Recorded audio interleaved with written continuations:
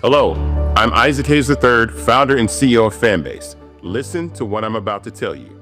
The window to invest in Fanbase is closing. We've raised over $10.6 million of our $17 million goal. That means there's room for less than 6,370 people to invest in Fanbase for the average amount. The minimum to invest in Fanbase right now is $399. That makes you an owner in Fanbase today. Go to startengine.com/fanbase to invest. Why? Because current social apps have taken advantage of users for far too long, with content suppression, shadow banning, harmful racist content, and no real tools for monetization and equity. Fanbase has over 1.4 million users and counting, allowing anyone to reach all their following and monetize their content from day one.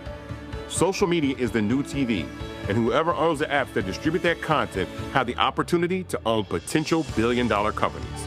While big platforms with uncertain futures are failing to serve their users, Fanbase is stepping up to fill the gap.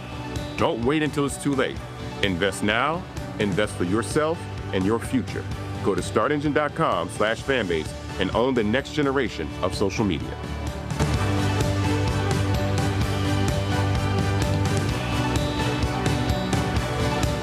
Folks, Black Star Network is here.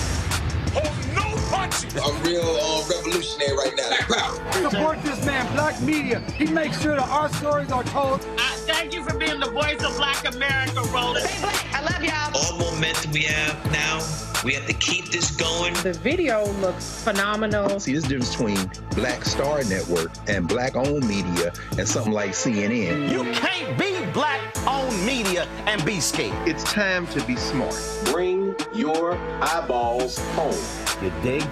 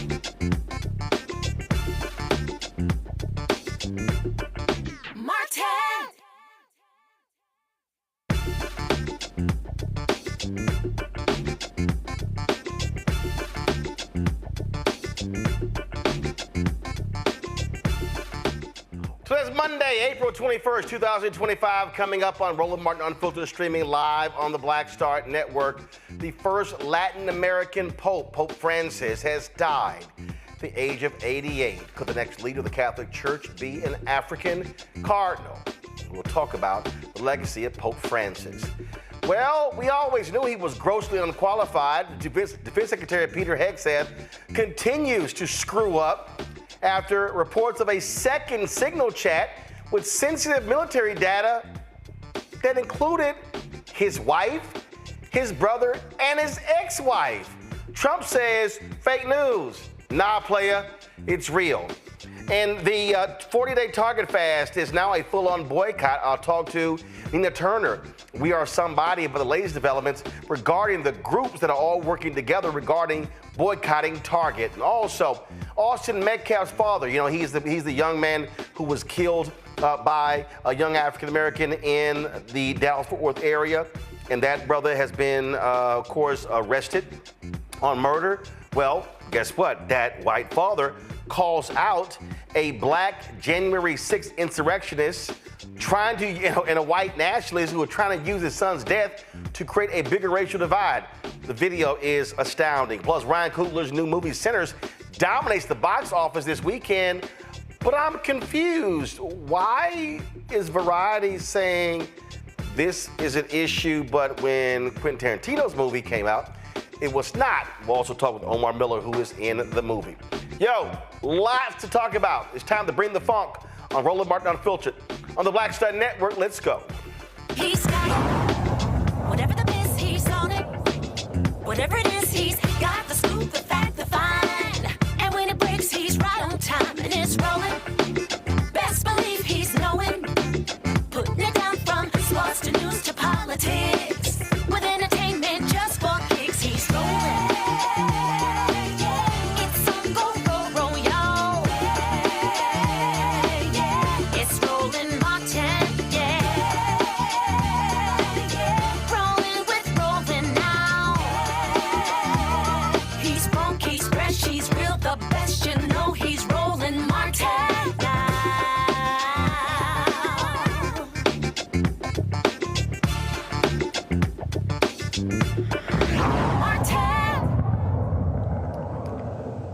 Well, folks, sad news out of the Vatican. This morning, Pope Francis passed away at the age of 88. He had been battling severe respiratory problems for the past several months. Over the weekend, he took a final ride in the Pope Mobile on yesterday. In addition to that, he also had a 1-minute greeting with J.D. Vance. That took place on yesterday. Did not meet with him on Saturday. Catholics around the world are mourning the death of Pope Francis. He, of course, reigned for 12 years and was a very progressive figure in the Catholic Church. Really, providing a much different perspective than previous popes. He was all about looking at the job in a lot different way. He did not live.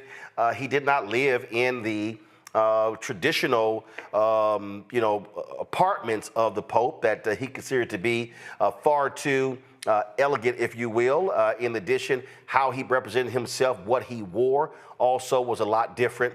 And of course, his take on women in ministry, but also LGBTQ issues, and really going after hardliners was also a lot different. Tributes have been pouring in all across the world since the news was announced this morning, shortly after 8 a.m. Eastern. And so, so as people look at this Pope and what he meant, one of the things that really jumped out was he was very critical of the attacks, of the deaths of folks in Gaza, highly critical of them. And really challenging Israel, the United States, and others to also speak on the issue. As I said, tributes have been pouring in across the world. This here is Senator Raphael Warnock. He posted, "I'm deeply saddened by the passing of Pope Francis. As a longtime admirer of the Pope and his work to center the poor and marginalized, I was honored to meet him and pray with him last year. And then, of course, this is a photo of the two of them that took place last year. Again, as I said, when you look at all of the different tributes that are pouring in, folks have been talking about this Pope and what he meant. Rashida Tlaib, Congresswoman Rashida Tlaib, she posted this. She said, "Rest in peace, Pope Francis. Thank you for being a voice for the most vulnerable, for defending the dignity of the Palestinian people, the plight of refugees, and the dangers of eternal economic growth in the face of climate change. Your life serves as a powerful reminder that real leadership fights for the most marginalized among us." And as I said, he was often at odds with a lot of the extremely conservative folks here in the United States. This here was a video where he was crossing St. Peter's Square. This was, of course, he was walking alone, and he was, of course, this was during the pandemic, walking across St. Peter's Square in the rain by himself. Like I said, if you look at the attire, he chose to be a lot different in terms of what he wore, how he represented himself. He even changed the rules. The rules in terms of how a pope is buried. And one of the things that he did was normally when a pope dies, they actually have the pope laying in St. Peter's Square and sort of lifted up. He did not want that to happen. And not only that, he's not even going to be buried in the Basilica. He chose to be buried in a separate part of the Vatican. Give me 1 second. I'm going to read that for you. And so again, when you think about this Pope, just as a whole different perspective that he brought to bear to his reign, his 12-year reign. As I said, in rewriting the funeral rites last year, he simplified several elements. Since the 13th century, the bodies of popes have gone on public view. Their embalmed bodies placed on a raised pedestal. When John Paul II died in 2005, his body was first brought to the Apostolic Palace within hours for a private viewing for cardinals, bishops, and other members of the church hierarchy. Francis did not want to do that. His public viewing will take place directly in St. Peter's Basilica, where thousands can pay their respects. His body will remain in the coffin, which will not be on a raised pedestal. Quote, Francis decided to highlight humility over glorification. And that really was the position that he took all throughout his 12-year reign, wanting people, wanting Catholics, and wanting other popes to really focus on really what their responsibility is in terms of being leaders. Former President Bill Clinton stated this. This is coming from the Bill and Hillary Clinton. Hillary and I mourn the passing of His Holiness Pope Francis and celebrate his remarkable life and legacy, promoting peace, economic inclusion, and social justice, and fighting climate change, particularly its threat to the lives and livelihoods of the world's poorest citizens. The 266th Pope of the Roman Catholic Church was an extraordinary one.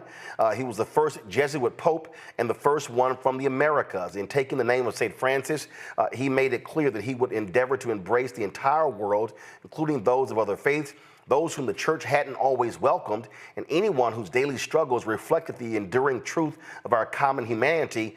By his own example, he taught that every human being's personal search, even a pope's, for a purposeful life was meaningful and important, and that power and politics must always make room for compassion and coexistence. I was blessed to have met with His Holiness, and Hillary and I were honored when he took part in the 2023 Clinton Global Initiative's annual meeting, where he spoke about his children's hospital, helping young people injured in Ukraine, and inviting the CGI community to pitch in and help, which they have.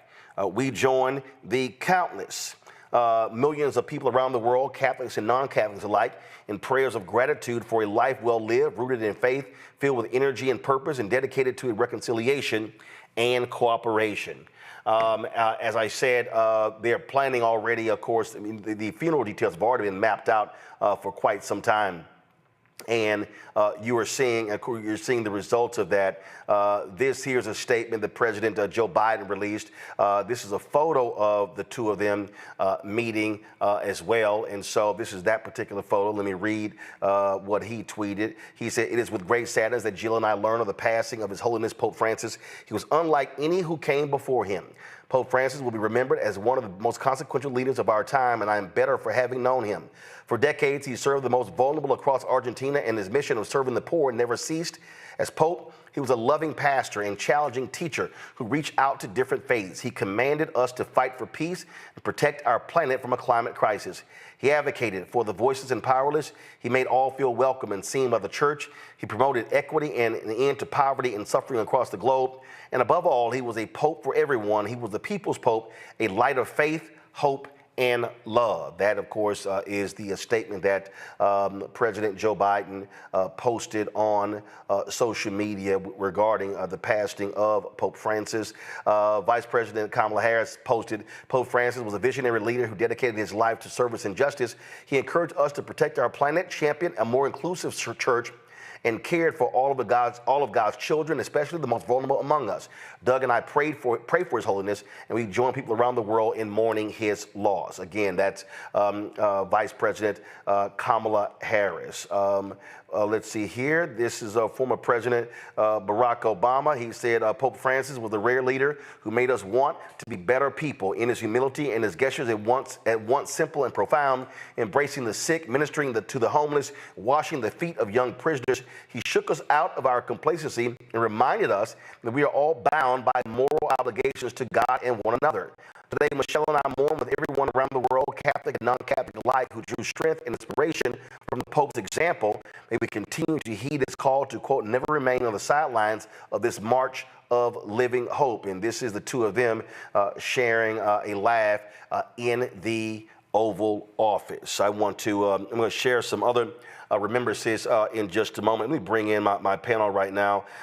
Joining us right now is Renita Shannon, former Georgia State Representative from Atlanta, Dr. Omekongo Dibinga, Senior Author and Lecturer, School of International Service, American University, Dr. Julianne Malveaux, Economist, President Emerita, Bennett College, and author of Surviving and Thriving, 365 Facts in Black Economic History from D.C. Glad to have all three of you here. Julianne, I'll start with you. Again, this Pope Francis passed away at 88. How he carried himself, how he wanted to represent himself was far different. He did not care about the usual pomp and circumstance and all that stuff that we normally see from popes. He wanted to be treated as a regular priest and not the leader of Catholics worldwide. You know, I was raised Catholic, and my mom was a huge fan of this Pope's. For her 90th, some of her Italian friends actually went to the Vatican and brought her back a 5-foot-long silver cross that she then donated to our church, St. Kevin's in San Francisco. She always talks about his humility. That was the one thing that struck her about, because she get really annoyed, especially after the sex abuse in the Catholic Church, with all the gold and chalices and all of that. And she would say, they need to give some of that to the poor. So Pope Francis came along, naming himself after Francis of Assisi, who was the saint, actually, who basically looked for the poor, helped the poor, was really passionate about poor. When he came along, she said, we finally have a Pope. That was her line. We finally have a Pope. And he was the kind of Christian, let's not say Catholic, the kind of Christian that the Bible calls for, a Christian that loves God, does mercy, walks softly and humbly. And so, you know, and he died doing what he lived doing. His doctors told him to take 2 months off. He took about a month. He was not going to miss Easter Sunday. And he got on his little Pope mobile and rode around Vatican City greeting people, which is what he'd done every year before. Sickness did not stop him from being the person that he was. And the person that he was a person that we would all want to meet. And one of the things I loved about him a lot is he did not mind. I mean, he knew how to speak truth to power. So he did not mind upbraiding this administration on their stance on immigration. He did not mind upbraiding the West on climate change and what the devastation will be to our environment. And he did not mind picking untraditional cardinals. The majority of those who are voting for who the new Pope will be are untraditional cardinals coming from Africa, coming from parts of the Asian space, coming again from South America. So he didn't mind doing that. And so, you know, the Catholic Church will miss him, but the world will miss him as well. This here is a photo. He was a cardinal for more than 4 decades in Argentina. And Renita, he had an opportunity to have a chauffeur limousine drive him every single day. He chose not to. He rode the subway to work every day. And he just did not like all of the accoutrements of the office. He wanted to be seen as a regular, ordinary individual and be a man among the people. Yeah, so I'm not even Catholic, but you can tell just even as an outsider of the church that he was a very justice-minded and independent thinker. I would say from my outside perspective, the most justice-minded pope that I've seen in my lifetime, at least. And I just really, the way that he really spoke for people and the way that he really chose to represent people rather than do some sort of agenda of self-aggrandizement, as many people have said and other popes have done. This pope was very different. And so I really hope that the next pope that they pick is not sort of a retraction of the values that this pope advanced, because a lot of times you'll see when there has been any sort of progress, you'll see an immediate retraction on that, and you'll see that the next leader is more conservative. And so I really hope that the Catholic Church does not go backwards in the next pope that they pick. This was his last public address, and what did he call for, Omekongo? A ceasefire in Gaza. Listen. Gravi e dolorose, civili inermi sono oggetto di bombardamenti e spari. E questo è avvenuto persino all'interno del complesso parrocchiale della Santa Famiglia, dove non ci sono terroristi, ma famiglie, bambini, persone malate con disabilità, suore.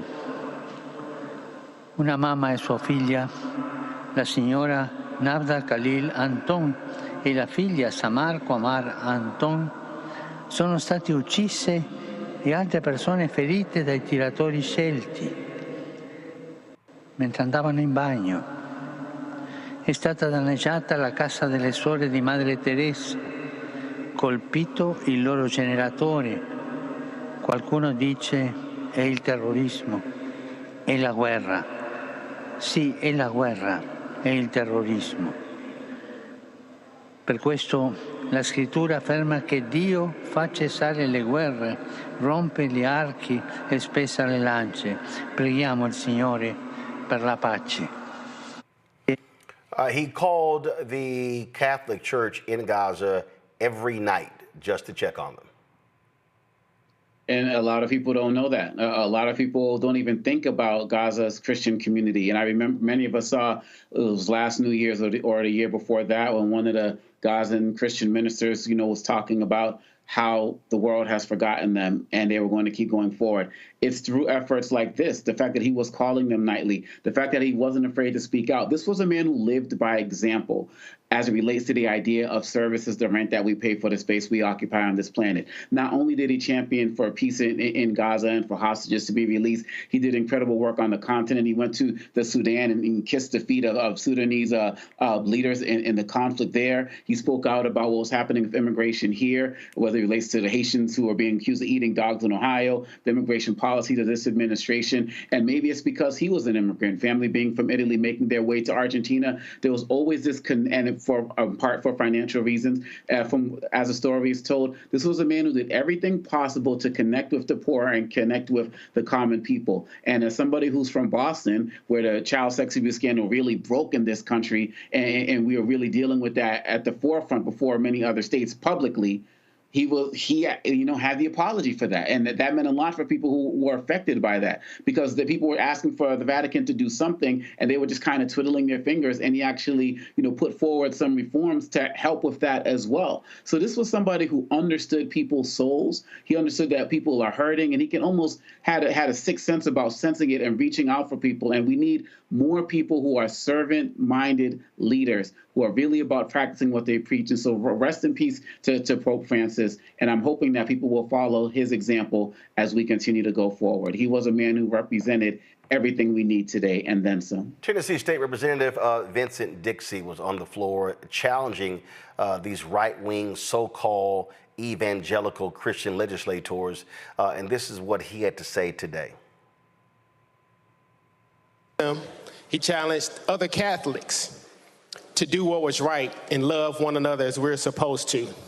He was truly a man of God, and he used God to do God's will, not man's will. And we have to make sure that we walk in his path. He championed for migrants. He championed for the poor, the marginalized. He wanted us to love each other. And hopefully his life will not be in vain. We do a lot of things in this arena under the name of Christianity. It's time for us to step up and do what's right and do God's will. Of course, we know that falls on deaf ears when it comes to those nutcases in Tennessee, Julian. And again, the thing that was always was important was, again, how this Pope, how he operated, how he moved differently. This was a scene where when he was in Mexico, check this out, where a young girl wanted to touch him, and so he stopped the car. Watch this.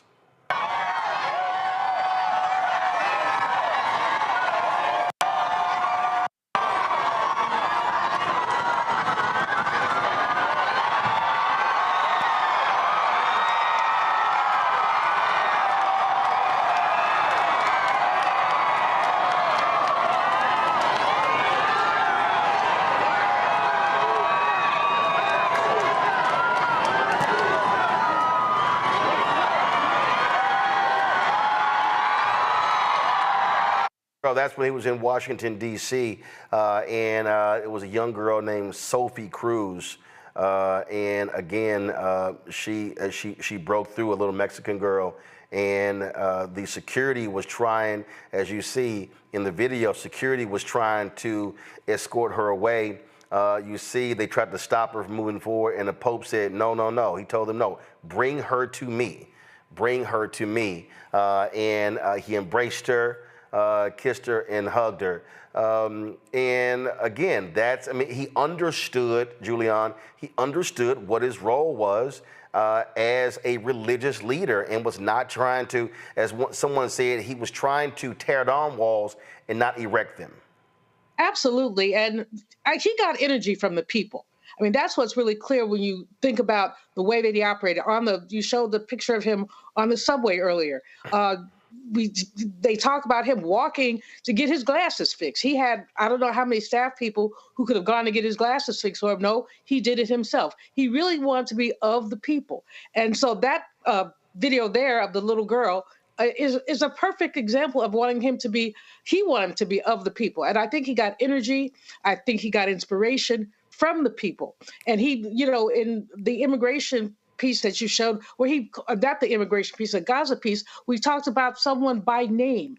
So he didn't do 30,000 feet public policy. Oh, he did, but he also did 5,000 feet public policy, or as you see with the young lady, the young girl, 10 feet public policy. He wanted to know who the people are. We need more leaders like that, Roland. His passing in some ways is untimely because it's very likely that the College of Cardinals could swing in the wrong direction, but I'm praying that they won't. But it's very untimely, but it's also very timely because it's a reminder of what leadership is. And we don't see a lot of that. You've got fools doing public policy on the internet, the Department of Defense. You've got this child, 35-year-old young woman, who's going to help J.D. Vance go through and rid us of our history. And again, this is not of the people. Why doesn't she come down to the National Museum of African American History and Culture and get a tour and talk to some of the people there and look at what is there? But again, if you're doing public policy way up here, you're not going to be able to deal with what happens down here on the ground. So again, this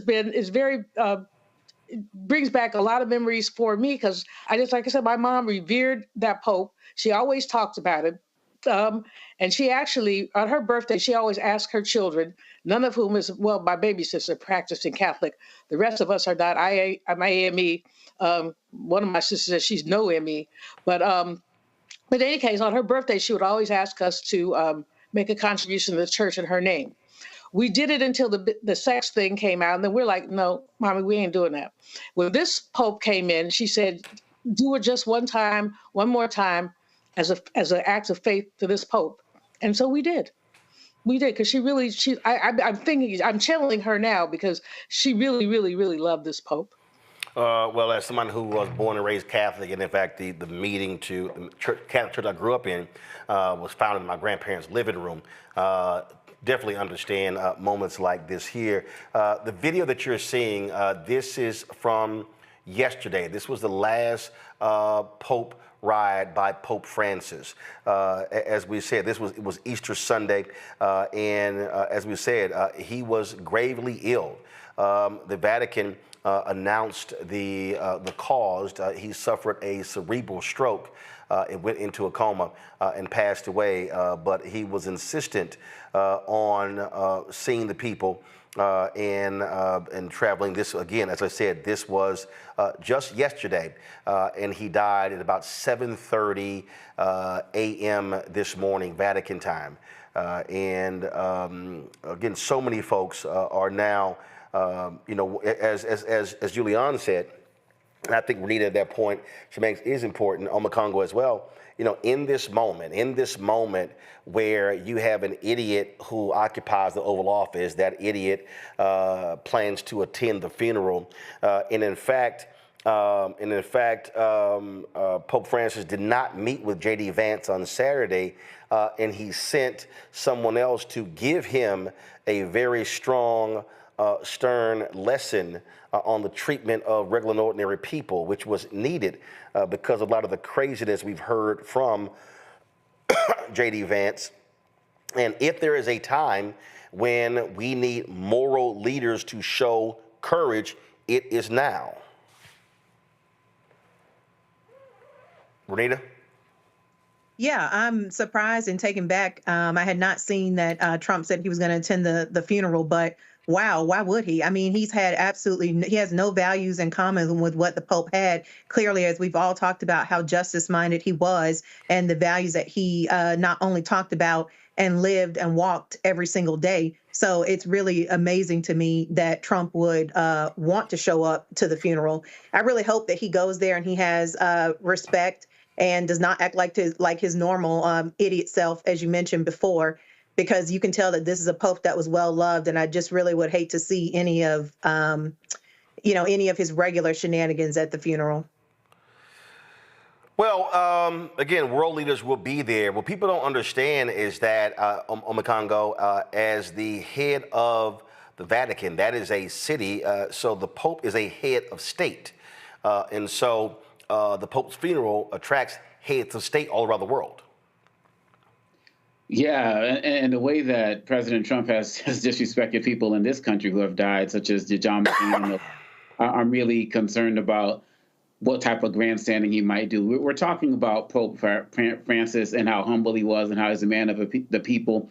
And I'm sitting here thinking that Trump is probably mad because this whole story has taken attention from the White House Easter egg roll. Like, that's like the whole difference in mindsets, of the two people that we're talking about. Hopefully something will come up and he won't attend. But if he is going to attend, he needs to make sure that he's humbled, but it's not in his nature. But anything that he does will not take away from this man's legacy. As a matter of fact, anything that he does will only highlight Pope Francis's legacy more, because the character that this man exudes in his pinky, Donald Trump will never have. And when I look at these pictures, not realizing that this was, I thought this was a ride from a time past. I didn't realize it was from this last ride. He just had to be with the people. And when you look at Trump and all of his billionaires, these are people who are so detached from the people, who have no sense of what ordinary people are going through. And so they because they never do things like this. You never see Trump walking into an area of Washington, D.C. to read to kids or a Ben's Chili Bowl or anything like that. there's no connection with the people. And when we have politicians who can connect to the people, even halfway in the way that Pope Francis did, we can start making a change in this world. But Donald Trump on this day, put out a little nonsensical statement that I hope he stays home, but there's nothing he can do to overshadow what this man has done. Well, a lot of folks now are focused on what happens next. The reality is this Pope installed a number of the cardinals himself, and so although some believe conservative cardinals may very well try to pick someone who is far more conservative, we'll see what happens. This Pope Francis, criticized laws that criminalize homosexuality, but some of the folks that they're touting are individuals who want to return. He also really downplayed the use of Latin in various Catholic services, and so you had folks who want to see a return to that. And again, just seeing that video that we're playing now, the throngs of people who were just out yesterday wanting their glimpse, to get a glimpse of Pope Francis, and not realizing this was going to be the last time they would actually get to see him alive. There was one video I saw where a guy shot the video, the final comments, and he said he was just in tears, realizing that he was there watching this. There will be, of course, several days of mourning, funeral process. Then they will have the conclave where they'll be choosing who the next pope is going to be. And as we said, Pope Francis was 88. He was in his 70s when he got the job. And that differs a lot from, frankly, John Paul II. First of all, Pope John Paul I only served 33 days as pope. He died of a heart attack at the age of 66. Then they chose Pope John Paul II, who was 58 years old. He served 26 years as Pope, the third longest reign. And so it'll be interesting to see if they choose to pick a Pope like they did Francis, who was in his 70s, or go with someone who is younger, who could actually potentially serve a longer term. And so, folks, again, our top story, Pope Francis died this morning at the age of 88 years old. We'll be right back right here on Roland Martin Unfiltered on the Black Star Network.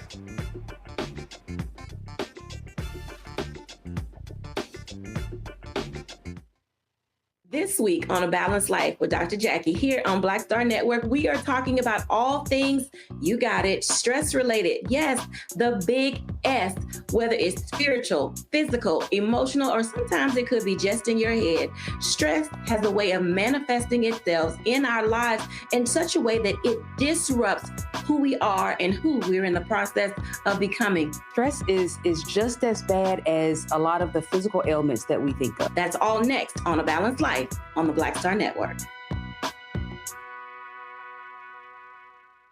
How you doing? My name is Mark Carey, and you're watching Roland Martin Unfiltered. Deep into it, like pasteurized milk without the 2%. We getting deep. You want to turn that shit off? We're doing an interview, motherfucker.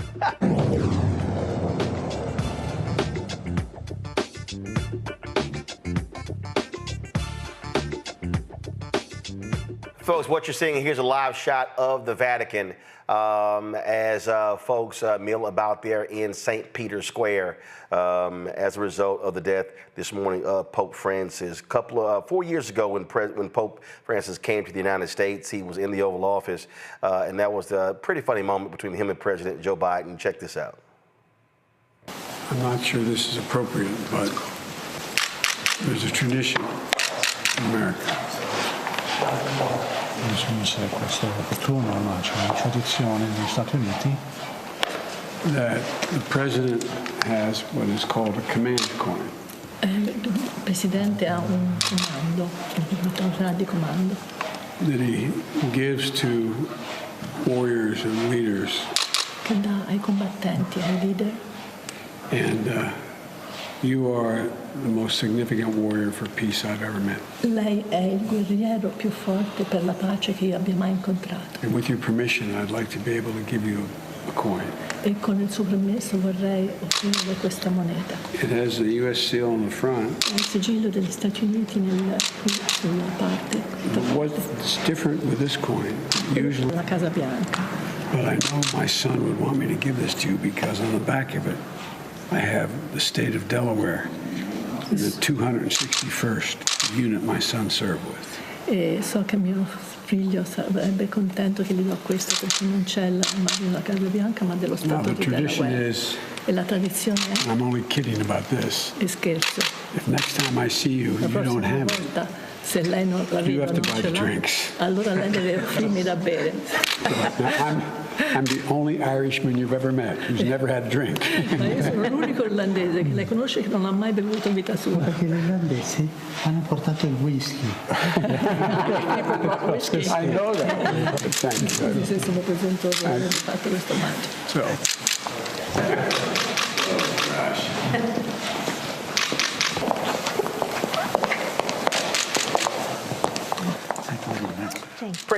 Pretty fun moment there in the White House. That was 4 years ago when Pope Francis visited the White House, and President Biden, of course, they're joking about the challenge coin. One of the things that when you talk about, again, how this Pope thought, you have a lot of people who were very, very much about whether you were Catholic, did you accept Jesus Christ as your Lord and Savior, did you go to heaven or hell? It was a very interesting moment here when a young man, a young boy, asked Pope Francis if his dad, who died, was an atheist, if he was in heaven. Check this out.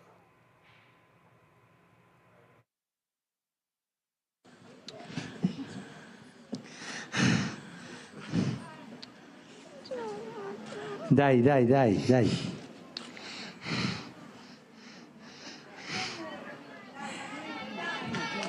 ce la faccio.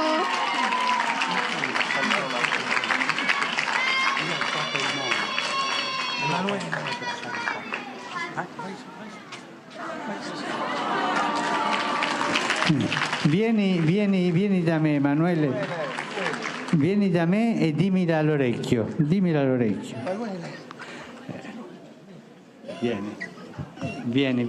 da me. Vieni.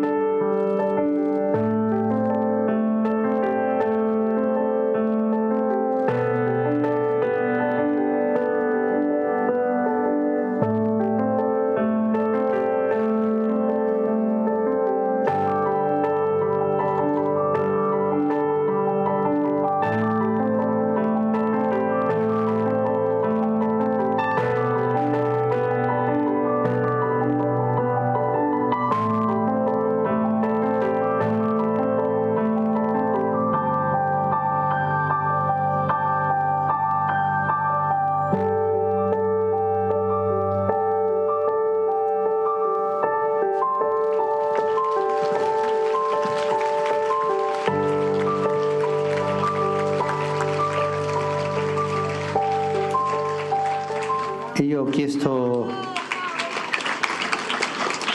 permesso a Emanuele di dire in pubblico la domanda e lui mi ha detto di sì, per questo la dirò. Poco tempo fa è venuto a mancare mio papà.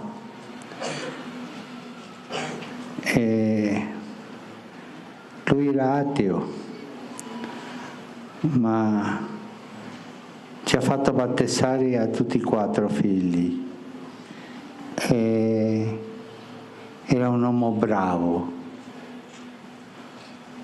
È in cielo, papà? era credente, ma ha fatto battezzare i figli. Aveva il cuore buono. E lui ha il dubbio che il papà, per non essere credente, non potesse andare in cielo. Chi dice che va in cielo è Dio. Ma com'è il cuore di Dio davanti a un papà così? Com'è? Cosa vi sembra a voi? Un cuore di papà. Dio ha un cuore di papà. E davanti a un papà che non credente è stato capace di battezzare i figli e di darle quella bravura ai figli. Voi pensate che Dio sarebbe capace di lasciarlo lontano da te? Pensate quello? Ma forte, con coraggio. Dio abbandona i suoi figli? Dio abbandona i suoi figli quando sono bravi? Ecco, Emanuele, questa è la risposta. Dio sicuramente era fiero di tuo papà, perché è più facile, essendo credente, battezzare i figli che essendo non credente battezzarlo. E sicuramente a Dio questo è piaciuto tanto. Parla con tuo papà, prega tuo papà. Wow, that is Julian, that's a powerful moment there because, you know, that question gets a lot of folks, oh, absolutely not. You get some people who are just so hardcore, and you saw how he answered that with class, dignity, and grace. He always answered things with class, dignity, and grace. He was a graceful man. I mean, that's the thing. I'm smiling, Roland. Thank you so much for showing so much of this. I mean, it's really just making me smile, remembering my Catholic school days a long time ago, and thinking about, you know, the faith. Now, you know, when I learned about exploitation, colonization, all that, I think I was about 12 or 13. I stopped going to church. I can't go to Catholic church. It's complicit. But what this Pope reminds you is that despite all the flaws, there is so much goodness in faith. And he exhibited the goodness. You have these people in the Congress and others who flap their lips and talk about faith and talk about God and turn around and cut food stamps. You have these people basically who talk about faith and then they don't want to maintain Medicaid. But you're talking a man who talked about faith and did his best to be an advocate for the least and the left out, for the poor, for those Gazans, for so many people. Again, thinking of him reminds me of all that's good in the world and in life, and it just makes me smile. So thank you for showing so many clips and for taking the time to lift up this man who was an advocate for everyone. This was the actual statement from the Vatican this morning when they announced Pope Francis's passing. Carissimi fratelli e sorelle, con profondo dolore devo annunciare la morte del nostro Santo Padre Francesco. Alle ore 7:35 di questa mattina, il Vescovo di Roma Francesco è tornato alla casa del Padre. La sua vita tutta intera è stata dedicata al servizio del Signore e della sua Chiesa. Ci ha insegnato a vivere i valori del Vangelo con fedeltà, coraggio e amore universale, in modo particolare a favore dei più poveri ed emarginati. Con immensa gratitudine per il suo esempio di vero discepolo del Signore Gesù, raccomandiamo l'anima del Papa Francesco all'infinito amore misericordioso di Dio uno e trino. Grazie. That was the official statement from the Vatican. Again, that is via their social media feed, Vatican News. And those of you who have seen the movie Conclave, you might know that when, as the movie showed, when a pope passes away, they literally seal off his apartment and everything that's in it. And this is the video from today of that actually happening, the sealing of Pope Francis's papal apartment, and so no one will be able to enter that particular space. As I said, and you see right there, they also have a process. The ring that the Pope wears, that ring is also destroyed. That way, that ring cannot be used to forge any documents. And so there's a very, very clear and long process of the Catholic Church that they go through when a pope passes away, and this is what you're actually seeing: the closing off of the Pope's apartment from anyone being able to enter until he is actually laid to rest. Lots of pomp and circumstance, lots of process, if you will, that exists there. One of the things that I think is still just so unique about this Pope is that his 12-year reign, Renita, now then forces those following him to say, are you going to go back to being a rigid church?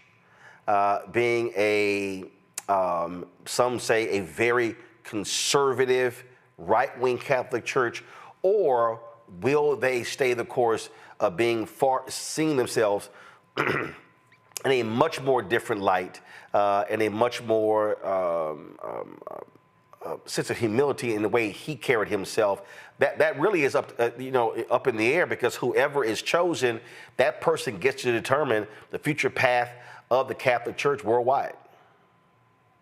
Right. So, I mean, there's not much more to say. As we said before, his reputation speaks for himself. And I'll say what I said earlier, which is there's always a tendency to become more conservative after things have gone in sort of a progressive route, particularly for institutions that have been conservative the majority of the time that they have existed. And the Catholic Church is no stranger to that. So I think that one thing they'll have to contend with is that people have now seen what it looks like for a pope to have courage and come out and talk and speak on and give his opinion on things that he could have easily just ignored. For example, the situation in Gaza and standing up for Palestinians. And so now people have understood what it looks like to have a courageous pope. And so if they do decide to go back and be conservative, they'll have to, that person will be contrasted with the previous pope who just passed, and that will be something that they will no longer be able to tell people, oh, well, this is what we have to do, because you just saw a pope who didn't do the status quo. And one of the issues that I talked about Gaza on the Congo, but climate change. This pope was extremely vocal on the issue of taking care of this earth. People don't know about the Pope is that there were actually many corporate leaders who had visited him over the years to talk about some of their environmental programs, the sustainability programs, kind of seeking his counsel, doing it on the low to not attract attention. And that was something, as we're learning all of these stories about the Pope, that was not something that I had paid attention to. And to be quite honest, when we're talking about who's next in line, that's also something that I'm concerned about as it relates to climate change, because it's very interesting that Pope Francis had the views that he did. People will kind of call him a quote unquote, liberal-minded Pope. But some of the people that he has appointed across the world, in African countries and the like, have been more on the conservative side. So if they are going to come in with that mindset, will that conservative mindset also translate into things relating to climate change? Because he was deeply committed to that, because he understood that that was a major source of poverty for people, the environments that they could not live in because they were not sustainable. And so I think that there are many levels that people need to watch out for in terms of the direction that the Vatican is going to go with this next set of leaders. And that's something that I'm really concerned about. In the time that he's had, 12 years, he's had an opportunity to really set the church in a direction that could really be helpful for people across the world, because I know there's billions of people who are Catholics, but, numbers are dwindling in terms of church attendance and the like. And I feel like he really galvanized people in a way that I hope that they don't lose with the person who they appoint next in line. Indeed, indeed. So we're all going to be waiting to see. This is a collection of videos the Vatican News put together of Pope Francis. If you go to their Twitter feed, you can see a lot of their videos and photos and things along those lines. So we'll be following that feed for more information regarding Pope Francis. Again, passed away at the age of 88. And as I said, folks all around the world, tributes are pouring in. His funeral will be taking place later this week, and then we'll have more details of that. Of course, we'll be carrying it live on the Black Star Network, and so you can just be sure to check out our page as we continue to cover this. As earlier we had a particular live shot of St. Peter's Square. This is the Vatican Media's website as well. A live view right now of Vatican City as folks mourn worldwide. More than 1 billion Catholics worldwide mourn the passing of Pope Francis. All right, folks, when we come back, we're going to talk about the idiot Secretary of Defense who is stuck on stupid when it comes to using Signal. How do you discuss military maneuvers on a Signal chat with your brother, your wife, and your ex-wife? He is really dumb, and a top Republican in the House says it's time for him to go. We'll talk about that next. Don't forget to support the work that we do. Join our Bring the Funk fan club. Of course, if you want to use Cash App to join our Bring the Funk fan club. We don't charge a subscription for our show. We don't have a Patreon, a Substack. We're not charging you $8, $10 a month to watch our content. We want it to be widely available, but we ask you to support our Bring the Funk fan club. The goal is to get people to give on average $50 each a year. That's $4.19 a month, 13 cents a day. And we'll leave it up to you. There are people who can't afford that, they give less. There are people who have given more. And I absolutely appreciate that. And we want to thank all the people who contribute to our show. I got some with some folks who sent checks and money orders in the mail, and so this is from Herman and Brenda. We would like to thank you for your deep commitment to provide the truth, the whole truth, and nothing but the truth. We pray that God will continue to bless you with everything you need in order to do the great work you're doing. And so Herman and Brenda, thank you for your contribution to our Bring the Funk fan club. Let's see right here what we got here. We got, I love this one here. The ancestors are moving mountains to see you rise. Y'all see this card here. And it says, dear brother, I'm so glad you announced clearly how to make a check to your company. I thought that the monthly payments through PayPal was not reaching because there was no acknowledgement that my donations were received. But any PayPal donation actually is on our list. So anybody gives via PayPal is on our list that we run every single Friday. And so, it says you've got this thing, the next thing, and everything that's to come. Stand strong, praying your protection in Christ. Jeanette, see, what is this? Jeanette Harris. So Jeanette, thank you very much for that. Nice card there. And let's see here. May God Almighty keep you evermore. I pray that all the needs of your ministry and building Black Focus Media worldwide. So I'm so proud of you and all your work. I hope to meet you in person. So I touch and agree with God's will now that greater is He that is in you, cause you to triumph far beyond what we can think or ask. This is from another Jeanette. So I appreciate that. I'm going to read one more before I go to the break. And let's see here. Thank you for what you do. I really enjoy watching your show. I will give my full support because you really speak the truth. Sincerely, Willie and Wanda Lumby. Willie and Wanda Lumby. All right, I appreciate it. Folks, Cash App, use the Stripe QR code. You see it right here on the screen. If you're listening, go to blackstarnetwork.com for the QR code. Make your check and money order out to Roland Martin Unfiltered, please. Makes it a lot easier for us when it comes to the bank.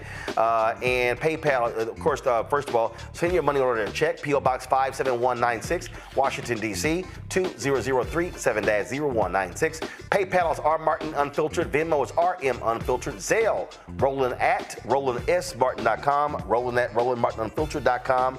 We'll be right back. This week on the other side of change. Black Maternal Health Week. The racial disparities are undeniable, making it clear that Black people experience racism from the womb. America and America's healthcare system has not taken the time to invest in what quality healthcare looks like for Black birthing people. The state of Black maternal health in the United States is still dismal. It is environmental racism. It is systemic racism. It is the systems that we are born into. Only on the other side of change on the Black Star Network.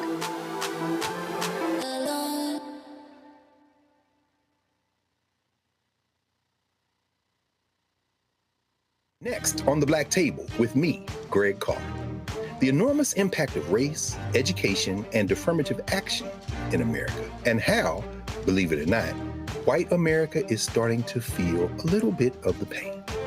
Dr. Natasha Waraku joins us with a case study of one suburban community and how it reacted when the minority students started to excel. And most people didn't say this explicitly, but was that, the academics standards are getting higher in part because of the Asian kids, and that is making our kids really stressed out. So we need to reduce the amount of homework teachers are allowed to assign.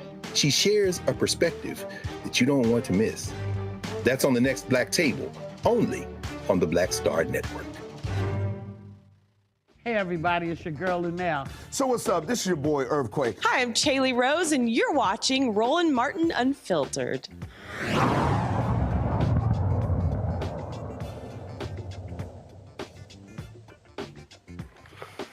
All right, folks, new questions around the idiot Defense Secretary Pete Hegseth. After numerous media reports, New York Times first, revealed that this fool used a second private signal chat, including his wife, his brother, his personal lawyer, to share sensitive details about U.S. military strikes in Yemen.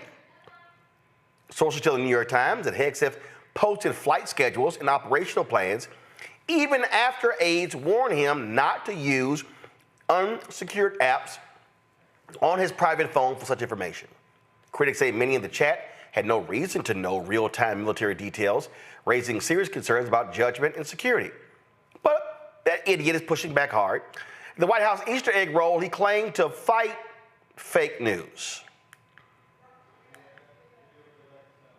And anonymous smears from disgruntled former employees on old news doesn't matter. So I'm happy to be here at the Easter egg roll with my dad and my kids, because this is what we're doing it for. These kids right here. This is why we're fighting the fake news media. This is why we're fighting slash and burn Democrats. This is why we're fighting hoaxsters. This group, this group right here, full of hoaxsters that peddle anonymous sources from leakers with axes to grind, and then you put it all together as if it's some news story. And when we know exactly what it is. So I'm really proud of what we're doing for the president, fighting hard across the board, and I'm going to go roll some Easter eggs. Or you're going to go roll some bottles of alcohol, because he sounded drunk. And you want to also who sounds drunk? Carolyn Levitt. Here's this fool on Fox News literally saying, all the Pentagon is after Hegseth, but he's the one who hired people. The president stands strongly behind Secretary Hegseth, who is doing a phenomenal job leading the Pentagon. And this is what happens when the entire Pentagon is working against you and working against the monumental change that you are trying to implement. Secretary Hegseth was nominated for this position because he is standing up for the war fighter, the men and women in uniform who are putting their lives on the line to protect our country and our homeland. And unfortunately, there have been people at that building who don't like the change the secretary is trying to bring, so they are leaking and they are lying to the mainstream media. We've seen this game played before. The secretary is doing a tremendous job, and the president stands strongly behind him. Folks, Hegseth's own Pentagon spokesman resigned on Friday, posted a piece in Politico where he said the Pentagon is melting down because of Hegseth's awful leadership. Don Bacon, who is a Republican in Congress, he has called for Hegseth to resign. He said he's acting like he's above the law, and that shows an amateur person. That's exactly what he is, Renita. He's an amateur. He's a Fox News anchor. He's an idiot. And to follow retired four-star General Lloyd Austin is really, these fools want to talk about and want to criticize DEI. Somebody said, no, this is DUI.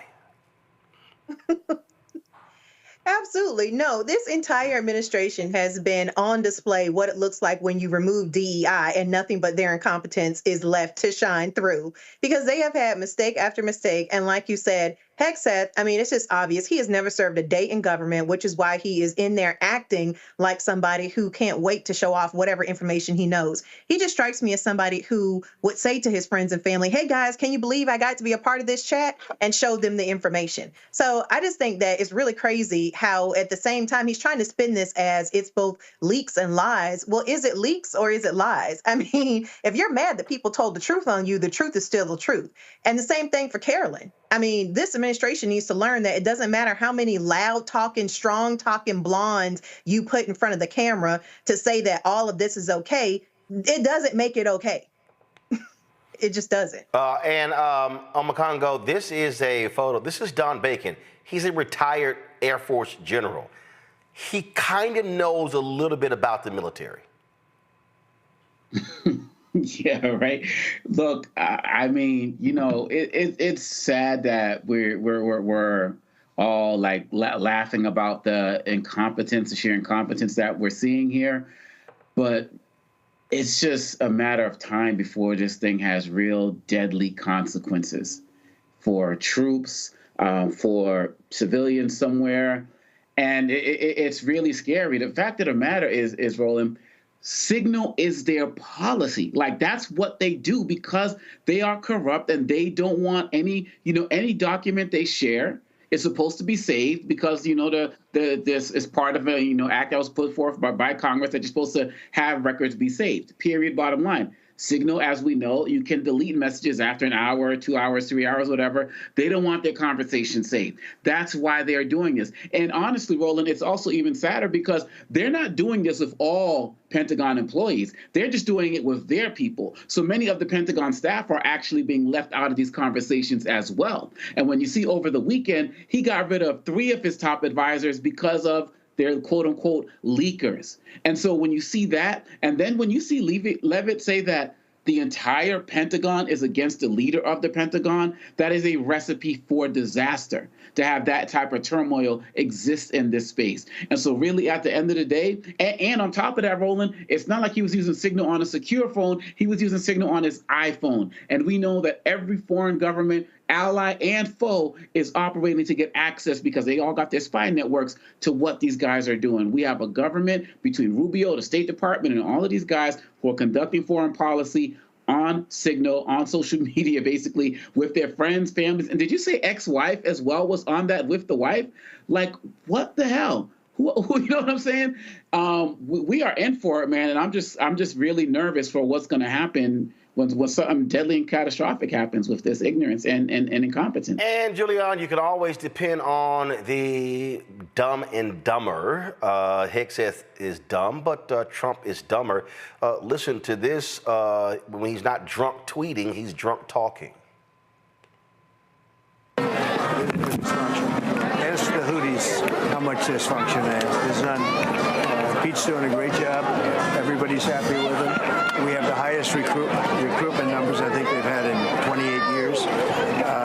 No, he's doing a great job. It's just fake news. They just bring up stories. I guess it sounds like disgruntled employees. You know, he was put there to get rid of a lot of bad people, and that's what he's doing. So you don't always have friends when you do that. Should he stop using the app? Ask the Houthis.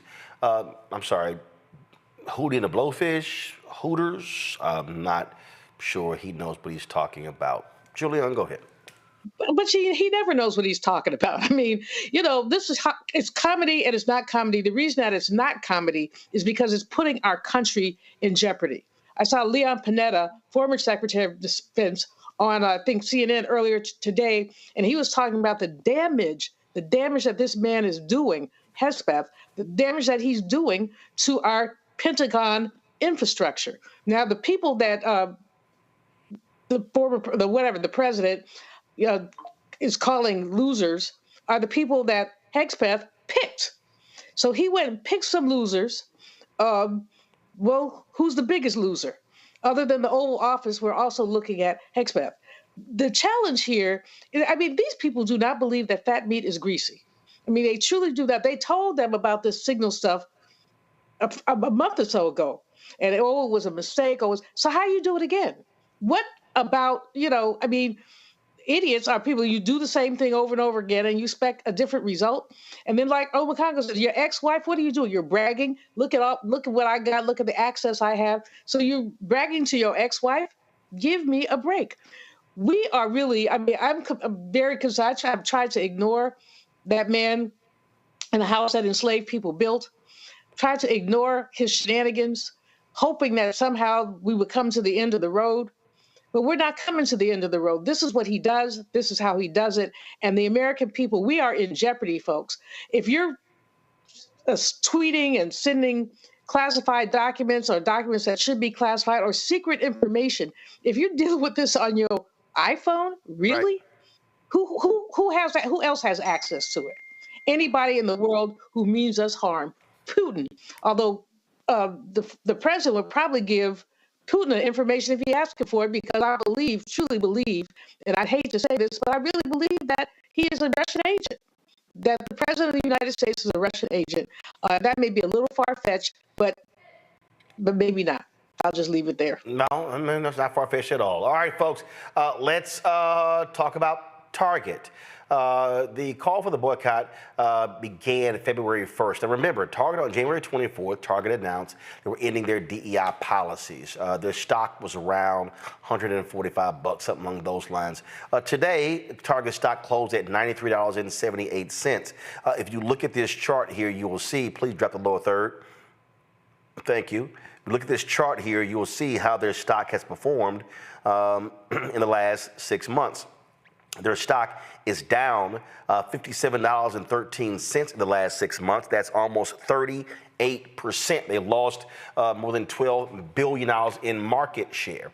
Now, understand, there are multiple things that are happening here. You get a group in Minneapolis of sisters who called for a boycott of Target. Nakima Levy Armstrong was a part of that. Then We Are Somebody, Nina Turner's group, the day after the DEI announcement called for the boycott, they launched theirs February 1st. Pastor Jamal Bryant had targetfast.org. That was launched on March 5th, and when he launched it, he said it was going to go from Lent to Easter. Well, yesterday, he addressed this from the pulpit and made clear that the boycott is not over. I want to thank you because you don't even know that you are a part of history, that you've been a part of history. The Montgomery bus boycott was so significant because it shifted the economy of one city by standing strong. They did it for 381 days. Not since the Montgomery bus boycott has Black America come together in such a unified vision, a unified focus, and a unified front. And we've done it, ladies and gentlemen, we have done it for 10 weeks. For 10 weeks. We've stayed out of Target.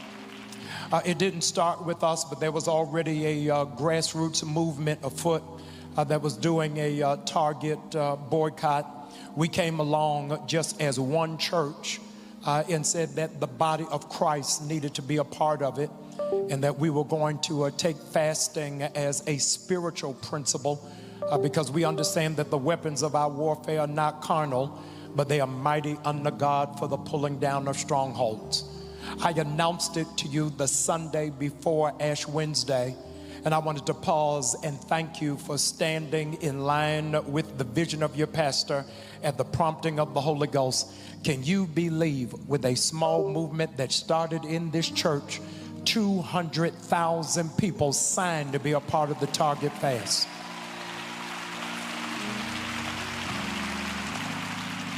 When we started this Target Fast, $1 trillion company, a Fortune 500 company, was trading on the New York Stock Exchange at $138 a share. Because of how it is that stridently you have put your hand to the plow, their stock started at $138 a share. As of Friday, it is down to $94 a share. Foot traffic at Target has gone down by 7.9%. Ladies and gentlemen, I hope that you will share with me your enthusiasm for people who thought it was ineffective and there would be no results. Is that because of your fast, Target has lost $12 billion. Come on, y'all ought to be shouting. They tried to put out a statement that their loss is because of the economy, because of tariffs with China. But the reality is that while they were losing, Costco was gaining. Come on, I can't hear nobody. And I am so grateful that there is power in unity, and we know the strength of black economics. Ladies and gentlemen, black people are the 12th wealthiest nation in the world with spending power.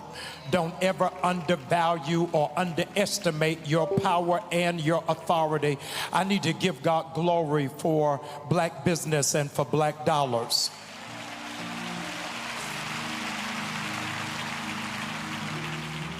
It's a critical meeting and critical moment for us. It's a critical moment for our people. It's a critical moment for the nation to see us unified. And as a consequence, we understand that power concedes nothing without a demand. Those of you who are not aware, we launched a website, targetfast.org. We asked for 4 things to happen.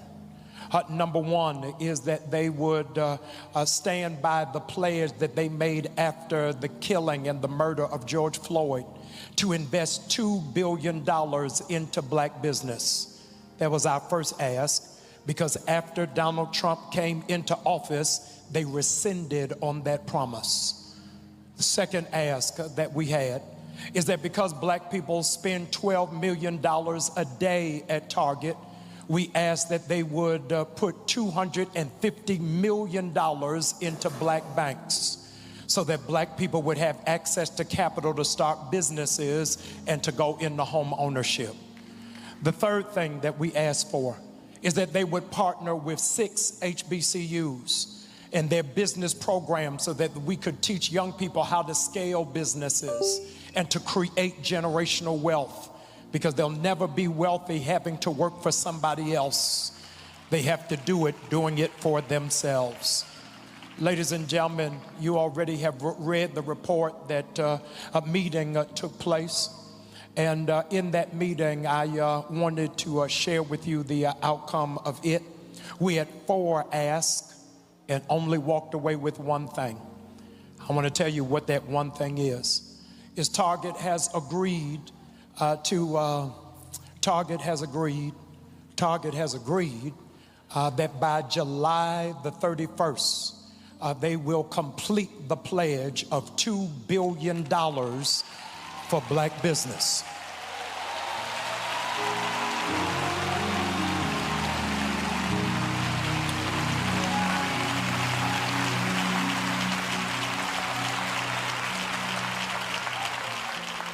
That's billion with a B. But the other 3 things we have no commitment on, and we don't have anything to stand on because their currency does not ride with us if in all of these years we have been loyal customers and clients, and then in the moment of dis-ease, you turn your back. And so I had to share with Target that we gave you 40 days to answer 4, not 1. And they only came back with 1. So I told them what I'm getting ready to tell you, we ain't going back in there.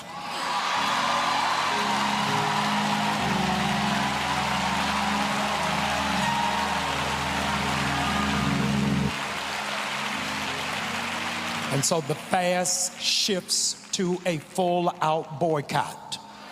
It's a full-out boycott. And I'm asking you, if you have not already done so, go to targetfast.org and go and register. This coming Tuesday, I am doing a town hall meeting that I want everybody in the community to come, everybody in the community to be a part of. I sent last night an invitation to the president and CEO of Target, as well as the chairman of the board, to come to New Birth on this coming Tuesday to speak to the people directly, not in a private closed meeting, but in an open venue to talk about where Target's commitment is and where it is that we are going. So Tuesday, I don't know whether it is that the president is coming or the chair of the board is coming or anybody for that matter from Target is coming, but I need you to be here so that we plan and chart out what is our future going forward.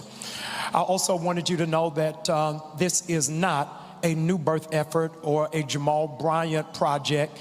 This is a national move. And so as a consequence, on Tuesday, I will be introducing to you what is the national committee on this Target boycott. I am introducing all of them by name and by organization and affiliation so that Target knows you only talk to these people. Everybody don't represent us. Y'all ain't saying nothing. But these are the people who are in agreement, in alignment with where it is that we are going and how it is that we move. Ladies and gentlemen, whether you realize it or not, we are now in the new civil rights movement. Folks, joining us right now is Nina Turner. She is founder of We Are Somebody and is a part of this movement. Nina, you know, a lot of folks, so that a lot of different things are happening. And one of the things that Jamal said there, I've said on this show as well, that there are different facets. There are people who never even signed up who are boycotting. There are people who watch this show and who are like, yo, we're down with it. People who are listening other places as well. And the reality is we are seeing what happens when collective action happens. On Friday, there was a meeting. Target CEO was there with Reverend Al Sharpton. Jamal Bryant was there in New York. A couple other folks were in that meeting as well. And I understand that he's been meeting with other black civil rights organizations. They have not publicly stated that they have been meeting with them. But the point that he made there is critically important. The group that's leading this boycott is the group that's going to be negotiating with Target. That's right. That's right, Ro. And certainly big ups to you and Unfiltered for getting that message out there. There's a confluence, and there is something to be said about universal thought. When Target made this announcement on January the 24th, as you remember and have been sharing with their audience, on January 25th, We Are Somebody was out there. I get by with a little help from my friends calling on Until Freedom. Tamika Mallory, he's one of the co-founders of Until Freedom, and then, you know, bringing up the pastor. But there were local things happening at the same time, which is beautiful. And to your point about that 200,000 who signed on, but there are millions of people, millions of eyes have been on the various outlets, both social media, your show, and other shows that have lifted this national boycott. The fast was a phase of a larger boycott. And as Pastor Brian laid out there, answering one of the demands, and let me just say that one demand to spend $2 billion with the black community from 2020 to now was already there. So that's nothing new, but they did not answer the other demands. And I don't think that the CEO of Target, Brian Cornell, truly understands the pain points that he caused by bending to bigotry. This is bigger than DEI, but DEI is a part of it. What is wrong with having diversity, equity, and inclusion happen in your company DNA and also in the DNA of this country. Folks miss the point that we need DEI and other things. I mean, obviously, we need to go deeper than that because there's a wrong that has been happening in this country for generations. So I'm really glad to see this organizing committee to come together. Tamika Mallory, myself, and Pastor Jamal Bryant did have an opportunity on Saturday to talk to one of the representatives of Target, and we've gotten no further than they did when they all had that meeting previously. See, the thing that that folk have to understand is that when Target talked about the $2 billion, that wasn't, oh, we're going to be spending $2 billion collectively. That was supposed to be annually. Talk about it, Ro. I mean, that was supposed to be annually. So this idea in terms of what, I mean, this is the corporate statement that they dropped on April 7th, 2021. They said as part of their commitment, let me get this up on the screen 1 second. As part of their commitment, they wanted to add products from more than 500 Black-owned businesses across its multi-category assortment, increase its spend with more Black-owned companies, such as marketing agencies, construction companies, facilities, maintenance, and more, establish new resources, including the Forward Founders Program to support Black-owned companies and help them grow their business. It's right here. It said Target announced a commitment to spend more than $2 billion with Black-owned businesses by the end of 2025. Now, one of the things that they've said to Jamal that they're going to meet this by July. Here's what we haven't seen. Who? We ain't seen a list. Right. List of company amount. Company amount. When they say marketing agencies, I don't know who. Black-owned media, I think Target did. I'll check with my guys. I think Target did something with us like 3 years ago, and it was real small, and we ain't heard from them since. And so the point here is, which is what Dr. King talked about in his April 3rd, 1968 final sermon at Mason Temple, when he said, again, he said we must, he talked about, the pain.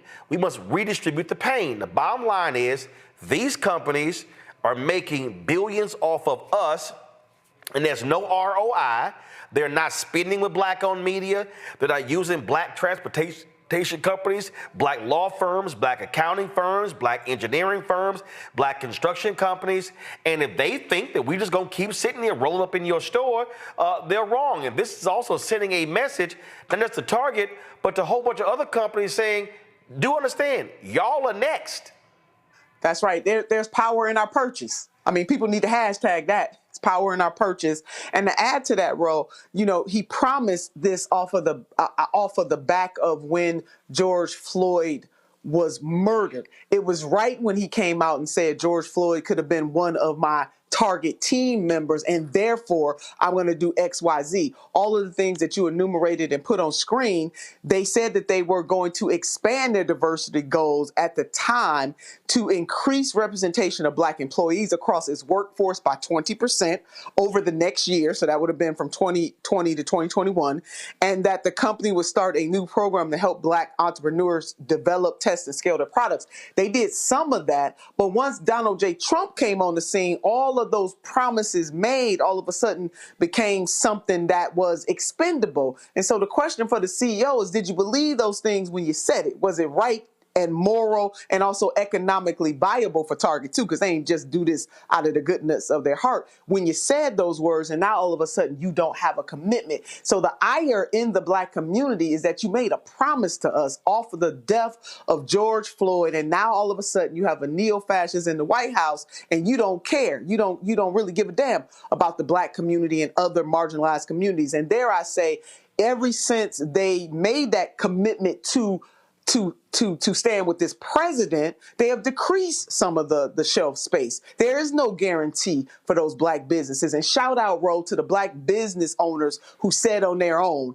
if the Black community is boycotting, we don't want them to purchase none of our stuff out of Target. Come purchase from us directly. That is a beautiful thing. That has to be answered to as well, that we have to continue to support these Black businesses. How do we shore up Black institutions because of this? Because it's Target today. Other companies are folding to the bigotry. The Black community and other marginalized communities remain vulnerable unless we unite in the way that we're doing right now and let them know, to your point, the point I'm making, Tamika, Pastor Bryant, and so many others, you're not going to play us, and that there's power in our purchase. And as my grandma used to say, I can show you better than I can tell you. As we know, these companies are real good at trying to pick off different organizations, try to have separate meetings. And it's important for organizations to know, if there are any Black organizations who are trying to have side meetings with Target, and they are not a part of this boycott, they have not used any of their resources or notified people, if they are not communicating with the leaders of this boycott, we gonna call them out publicly. Because what cannot happen is for folk who ain't invested anything in this effort to then go try to break off a few crumbs by negotiating behind the backs of the people who are actually doing the work. Amen, Ro. Let the church say amen. That is important, that we don't allow ourselves to be picked off. This boycott is absolutely working, which is why Target is going to this leader, this community. You know, they even met with some of our Hispanic sisters and brothers trying to pick off, pit Black and brown people against each other too. No, we can't have that. We have got to stand solid and stand strong. And the point that you've been making, Rowan, thank you for that. You can't inch around the people who actually had the courage to get this thing started. Now, of course, this is bigger than any leader, any national leader, any grassroots leader, because we needed the people to pull this off. And so the people have shown, both the Black community and others who are in allyship with us, they have shown that, hey, we are rocking with you. Even in the LGBTQ plus community in Minneapolis, Minnesota, Minneapolis in particular, they turned down Roe. When Target did this, that Pride group turned down the $50,000 or $60,000 that they were getting from Target regularly and said, you know what? And they can least afford it. But they said, you know what? You want to roll with bigotry? We don't want your money. So from a grassroots group like that to others, to your point, come on, Black folks, you can't have these side meetings with these people and take crumbs when we have a larger vision here. Absolutely. And so let me just be as clear as possible. If there is any Black group and we find out you are having a side meeting and you have not communicated with any of the leaders of this Target boycott advisor or organizing committee, I'm letting you know right now, I'm going to put you on Front Street and I'm going to tell the people that you are meeting, and we going to call y'all out and then smoke y'all out to force you to say, why'd you go talk to them? What you talked about? What are you negotiating? Because this is the game they've always played. How can they find the least expensive Negro? That has always been their strategy. And so I don't owe nobody. So let's just be real clear. So I don't owe nobody. Look, our show is here because our fans give to our show. That's how we make our money. And so I ain't afraid to call nobody out. So I'm just letting y'all know, if you're having side meetings and you ain't talking to nobody and you cutting side deals, I'm going to call your asses out. Well, bro, you called Unfiltered for a reason. So folks know, they know when you say it, word is bond. Just let them know. All right, Nina, we appreciate it. There's a town hall tomorrow. What time is that town hall in Atlanta tomorrow? It's at New Birth Road. I think it starts at 7. Don't quote me on that. I think it's 7 or 7:30, but it's at New Birth. And I will definitely be in the place. And Tamika Mallory will be in the place representing her organization. I think Brother Ben Chavis will be there as well. There'll be a whole host of other national leaders that will be there. So join us if you can. Please join us. New Birth. All right, Nina Turner, we are somebody. We appreciate it. Thanks a lot. Thank you. Folks, real quick, I'm going to go to a break. To my panel, we're going to talk about that, but I got to go to a quick break. Omar Miller, who stars in the Ryan Coogler movie Sitters, will be joining us next right here on Roland Martin Unfiltered. Back in a moment. This Week on the other side of change. Black Maternal Health Week. The racial disparities are undeniable, making it clear that Black people experience racism from the womb. America and America's healthcare system has not taken the time to invest in what quality healthcare looks like for Black birthing people. The state of Black maternal health in the United States is still dismal. It is environmental racism. It is systemic racism. It is the systems that we are born into. Only on the other side of change on the Black Star Network.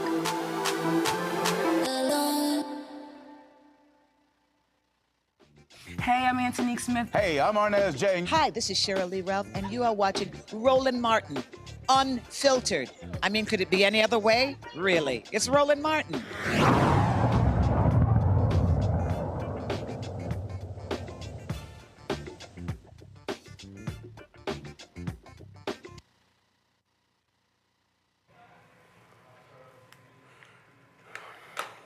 Folks, huge weekend for director Ryan Coogler, actor Michael B. Jordan, and the whole cast of the movie Sinners. Folks, man, they set a record for an original movie, the highest grossing original movie since 2019.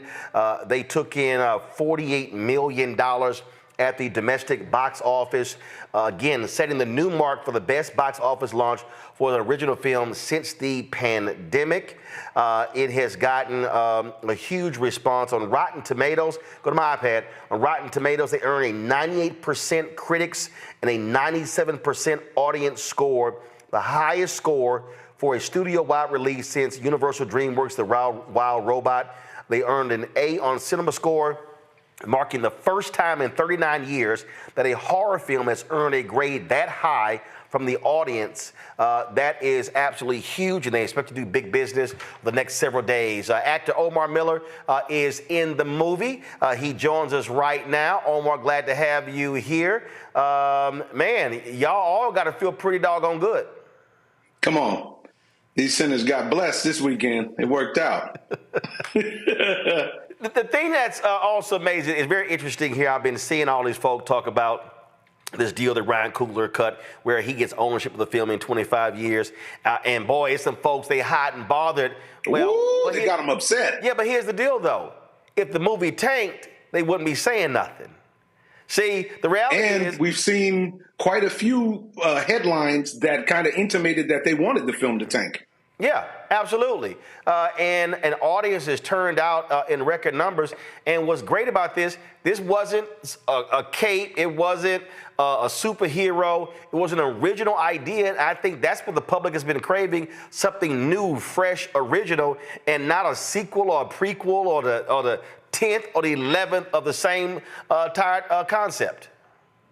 Well, you know, and I think you've been a trailblazer in this with your company and with your show. I'm a longtime viewer and listener. I want to tell you, I appreciate the love that you always gave Jasmine and I on Ballers, because you were always a vocal supporter, and I appreciate that. And in kind, I try to return the support on your network.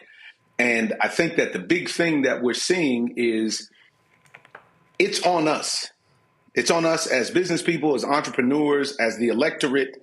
Top to bottom, it's on us, and we have to do what we can to reward the people who actually give us what we want and what we need. Ryan got rewarded by the audience because he delivered a picture which was original, entertaining, educational, nostalgic, and it's something that just lands on you and sticks with you because he accurately portrayed a dynamic portrayal of us as people. What's also just great about it, I mean, it was just sort of like just a wave that was just moving. I mean, over the weekend, I saw folk who were saying, I went in the theater, had no idea what the hell I was watching, and then they were raving about it, and folk were live posting while they were in the middle of the movie, and you actually just begin to see this thing build.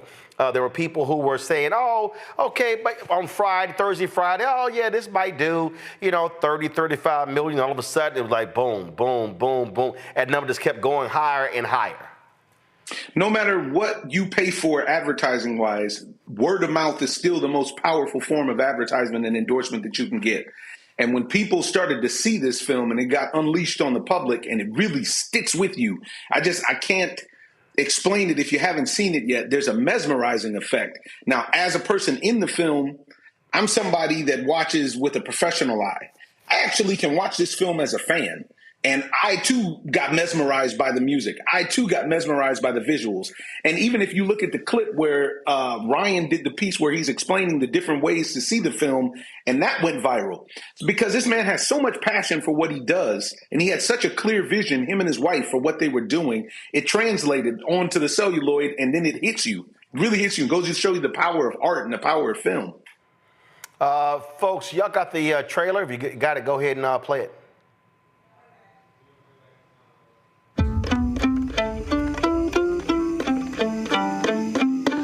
The summertime has come, and the trees are sweetly blooming.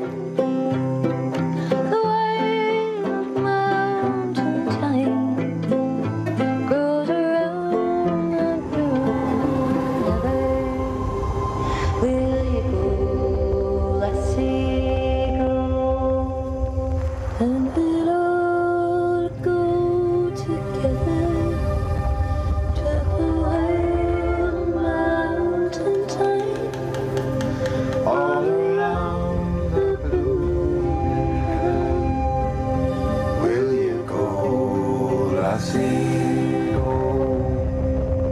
I will build my love a bower by yon cool and crystal fountain. On it I all the flowers of the mountain. Will you go, lassie, go? And we'll all go together to the wild mountain thyme, all around the blue. Will you go, lassie, go?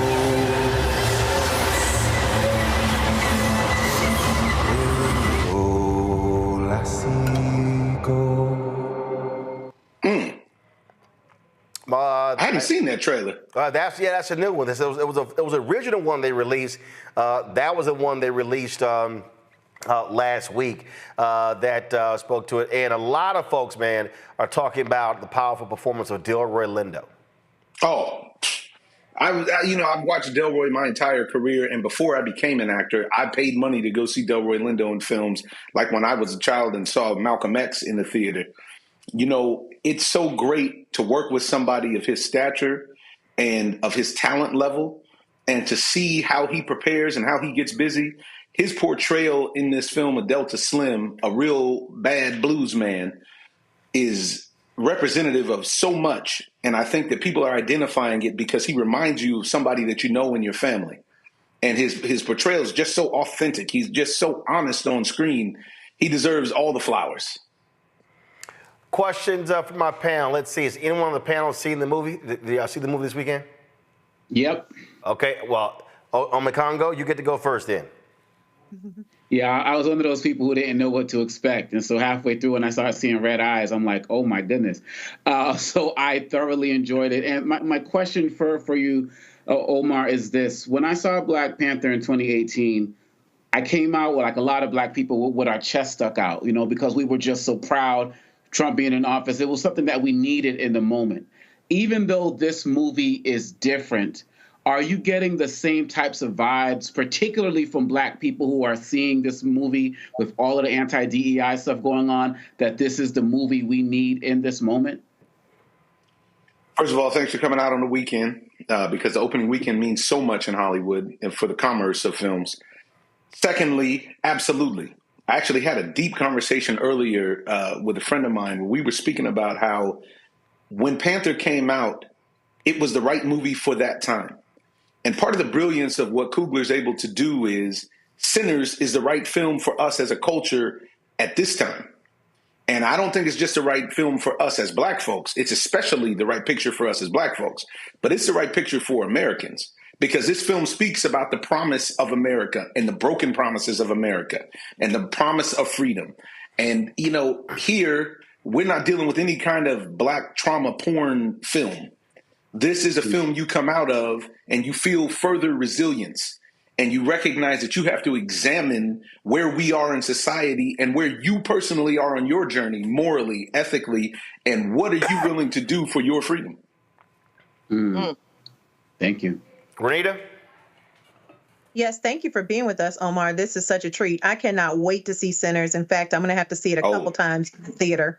My question is this. People are saying that Ryan Coogler, they believe he has created a new genre of film, in creating this movie. My impression of this from everything I've read about Sinners is that maybe people are saying that because this is definitely a fantasy film because it's got vampires involved, but at the same time, it's going deep into racial reckoning, it's going deep into showing the reality of living in the Jim Crow South around the 30s. And so do you think that that's why people are saying that? Because you don't usually see something that's both fantasy, but also showing also having like these deep kind of racial conversations at the same time and showing the reality of a period of time in history? Or do you think they're saying something else? It's hard to explain this film without seeing this film, which has made it difficult to market, which is why I think Ryan once again showed his genius with his marketing plan. But I think that what's happening is the genre conversation. He's done something that is so intimate and so personal to him that specificity is landing and creating universality amongst the audience, because the film covers a take on capitalism. It examines our social situations. It examines our spiritual place. It examines a lot, and you can't help but to have that land on you if you experience and watch the film. And so with that, I think some of it has to do with the fantasy part. The problem with saying that he created a new genre, it implies the idea that somebody else could then recreate it.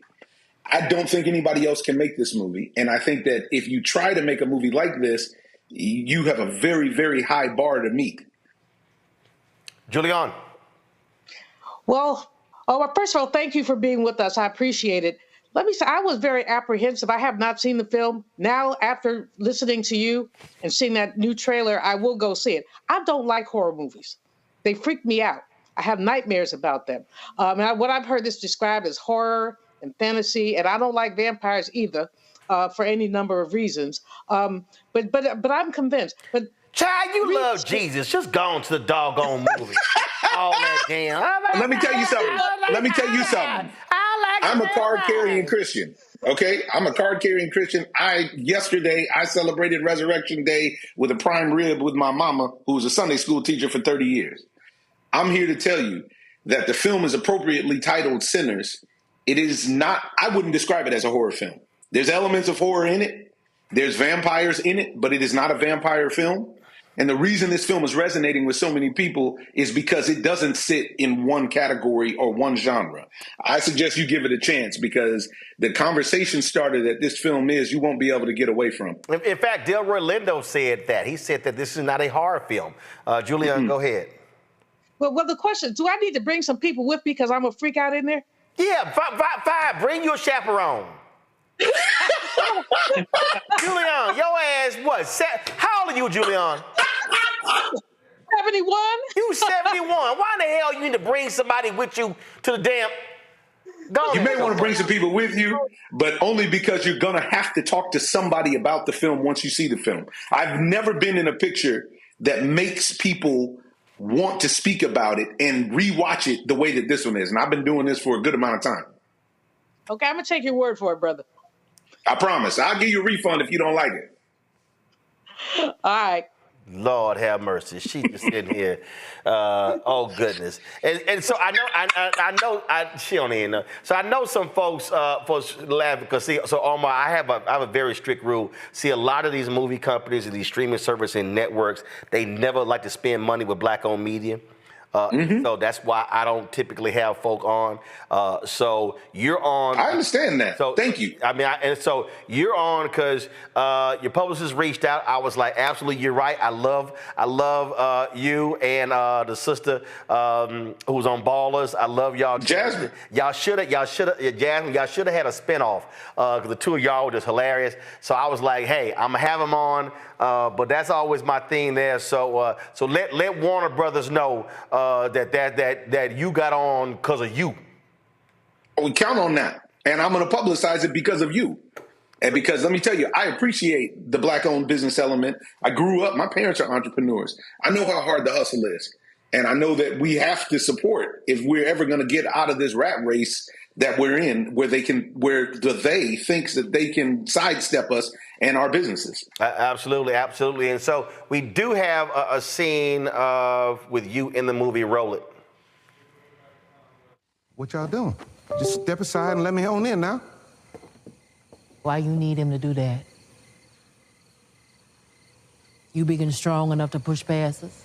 Well, that wouldn't be too polite now, would it, Miss Annie? I don't know why I'm talking to you anyway. Smoke. Don't talk to him. You talking to me right now. Why you can't just walk your big ass up in here without an invite, huh? Go ahead. Admit to it. Admit to what? That you dead.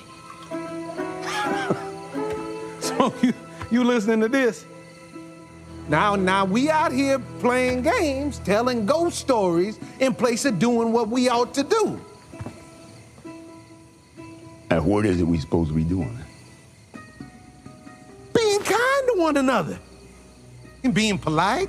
Now, we is one people, and we shouldn't go in barging into other folks' places uninvited, so... You've been in and out of here all day. Ain't never need an invite then. Yeah, something ain't adding up. Can I at least get my money? Careful.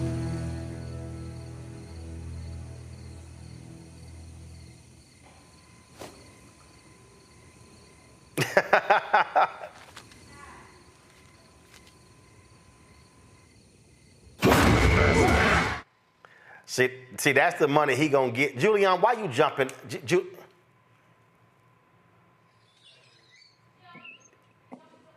I didn't expect that. That's why. Julian, your ass literally jumping on Skype right now. I'm sorry.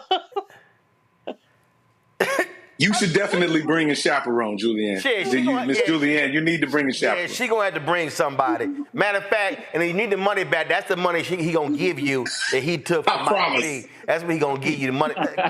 Lord have mercy. She is jumpy. She is jumpy right here on Skype. Oh Lord. My goodness. Well, it has done gangbusters, and I love these people who are sitting here having the audacity to say, well, you know, it ain't gonna do well overseas.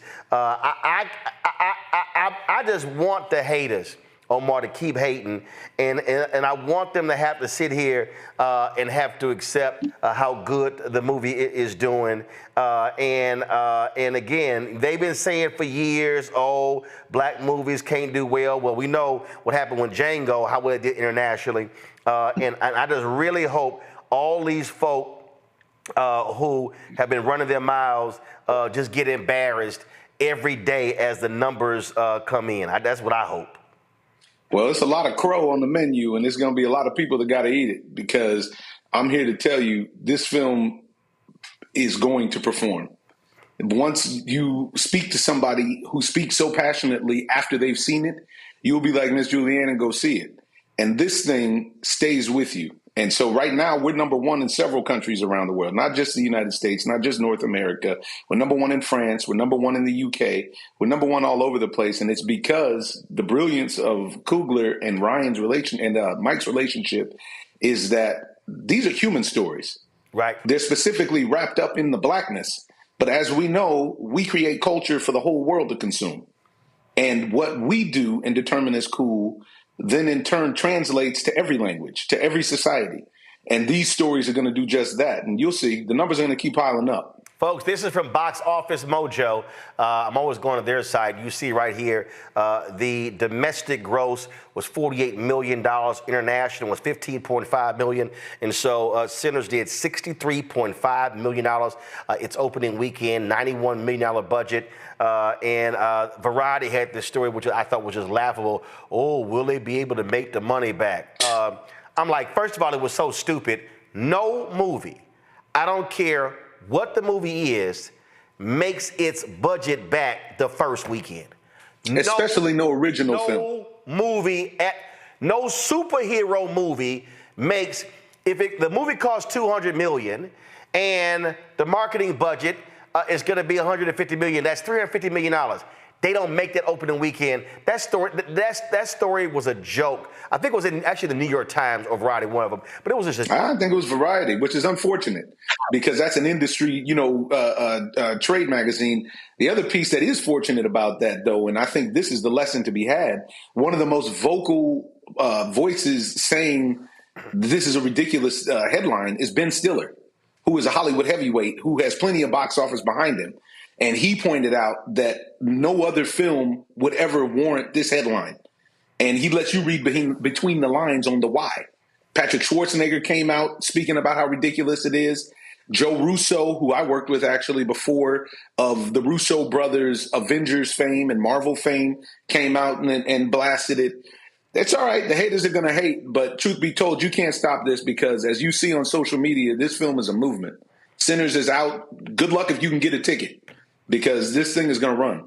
All right. Omar Miller, I appreciate it, my brother. Thank you so very much. Roland, keep doing what you're doing. Thank you to the panel. Thank you for having me. And, hey, man, Godspeed. Appreciate it, my brother. Thanks a lot. Folks, I'm looking for the tweet that they posted, and it really was laughable, Ome Congo, that Variety posted this. I wonder if it's even still up. I purposely took a screenshot last night, thinking that they may delete it because they caught so much flack over the post. So first of all, you see here, 8 hours ago, they have this here, 5 reasons why Ryan Coogler and Michael B. Jordan Sinners ruled the box office, but that's not the one everybody's talking about. I'm looking for, I have the screenshot, guys, I have the screenshot, but I'm purposely looking to see if their tweet is still up. The thing that was just, what was crazy to me is when you see these stories. And in fact, not just them, the New York, I'm gonna pull up the New York Times, same thing. Their headline was just dumb, how they wrote about Quentin Tarantino's movie and then this movie here, similar budget, being original. It was just dumb. But see, this is the dumb stuff that we see constantly with this. And let's see. Here it is. This is the tweet. This is why people are criticizing them. Sinners has amassed $61 million in its global debut. It's a great result for an original R-rated horror film, yet the Warner Brothers release has a $90 million price tag before global marketing expenses, so profitability remains a ways away. That is just stupid, Omar Congo, just stupid. Yeah, their inability to read the room as it relates to this movie and that low-key hate. I'm glad Ben Stiller and other people have called this out. The fact of the matter is, it's a powerful movie. It's an original movie. And you, like you said, it crushed it over the weekend. At one point in the weekend, it surpassed Minecraft, and I think it surpassed Minecraft for the entire weekend, right? So really, at the end of the day, why can't they just celebrate the greatness of this movie? Like you said, the fact that it's not a comic book movie sequel, the fact that it's not based off of a video game. This is, two brothers in Coogler and Jordan doing their thing. And after one weekend to say something like that, to try to throw some salt on what they're doing right now, it's absolutely ridiculous, particularly in a time where I saw Minecraft, no black males in that cast. You got movies like Fantastic Four that's coming up, no black males, Marvel's Thunderbolts, both Fantastic Four and Thunderbolts, I don't think have any black male or female leads. And so this was a powerful movie, but like Miller said, this was a movie for everybody. And so why don't you just let it give it its run like we do with every other movie, like you do in Variety with every other movie, movie and stop throwing hate on this. But like Miller said, this is one of those movies that has broken through, and it has broken through quickly, and it's becoming a movement to go and be in this space. So they're, like you said, they're going to be in Crow really soon. I love it when the haters, who is this fool? Somebody named Tom Snyder, some conservative. I love this here. This is going to give y'all more reason to go watch it. Sinners is a racist, ultra-violent, woke, pagan horror that spreads lies and falsehoods about American music and about white people. We refute the movie's woke lies here. We really don't care, Julian. We don't care, Tom Snyder, who goes by at Film Doctor. Suck it. Wow. I mean, that's such a ridiculous level of vitriol for a movie. They market racist movies every day. This is not one of them. I didn't see it, but it doesn't sound like one to me. It sounds like a re-examination of history. And frankly, when the brother said examination of capitalism, I'm like, okay, I'm there.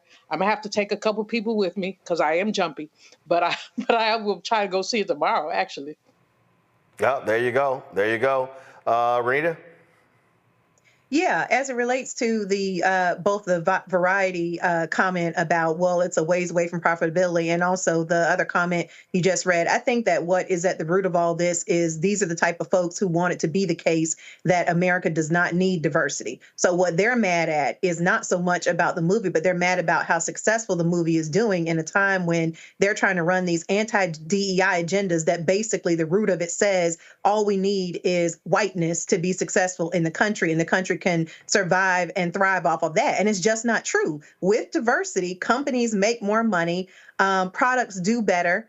And it is because that reflects the entire culture and it reflects the melting pot that America is. And so they want it to be the case that anything that involves any type of diversity is going to fail. And that's why they're so mad about this movie. But I'm going to tell you this.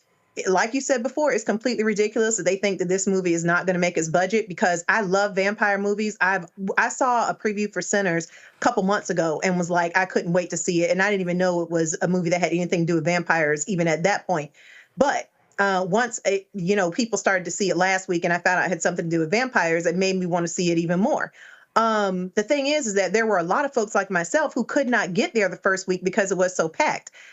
So what I'm saying is there are a lot of people waiting to spend their money to help this film recoup its costs, and it will do well, and it will recoup its budget plus more, because there are so many folks like myself who are just waiting for an opportunity to be able to get into the theater.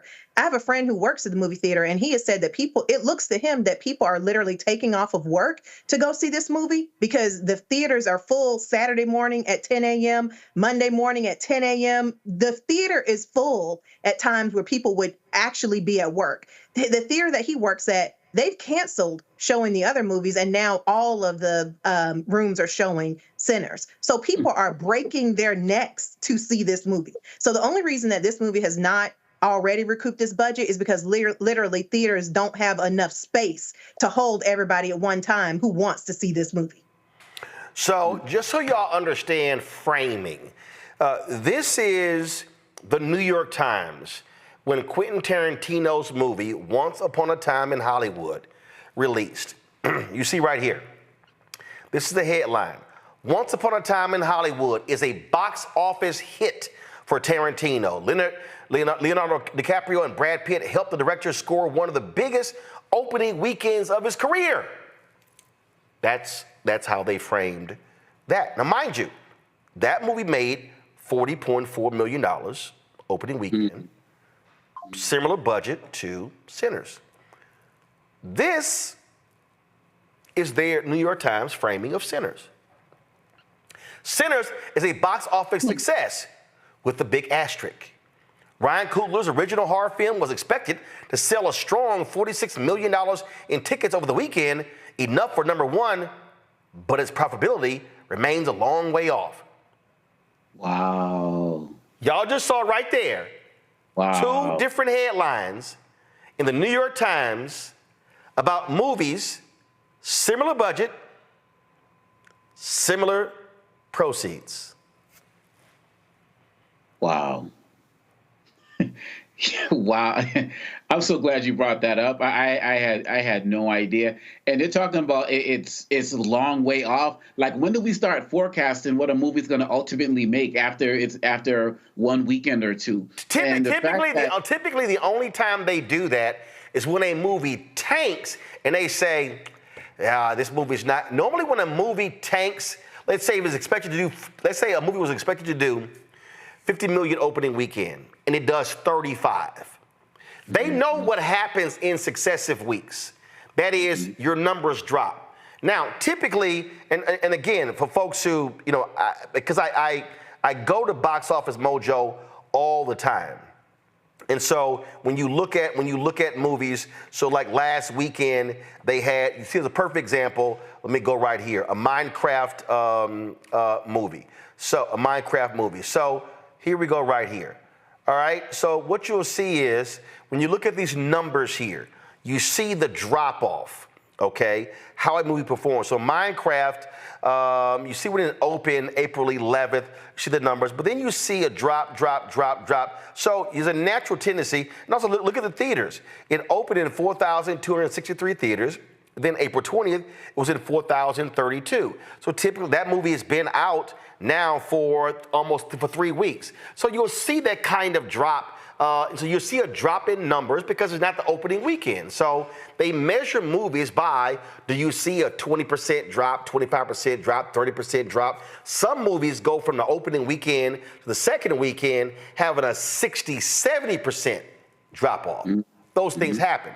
But the reality is, this type of, I would not be shocked if come next Monday, Sinners drop off might be 20%, because it's going to have stronger word of mouth between today and this weekend. Absolutely.